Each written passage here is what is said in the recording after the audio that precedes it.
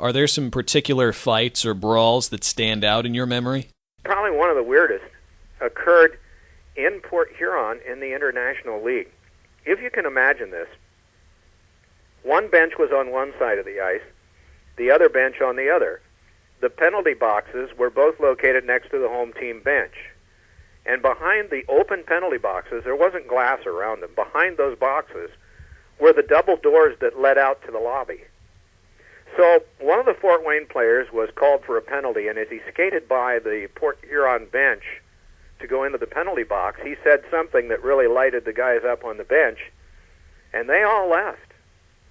And they followed him right into the Fort Wayne penalty box. And again, this is not glassed in. The Fort Wayne players saw this, and they all streamed across the ice, pouring into the same area. So it's how many college kids can you get into a phone booth?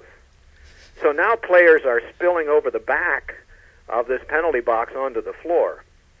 And two sets of fighters, I know Frank Bays, who later played in the NHL in Philadelphia, was one of them for Port Huron, and a guy named Dave Norris, who was a tough guy from Fort Wayne. They're waltzing around throwing punches. They go through the double doors into the lobby on the marble floor, and the doors close behind them. So I'm trying to describe what I see, and I realize 4 players have disappeared from view, and the doors have closed behind them. So they're still going out in the hallway.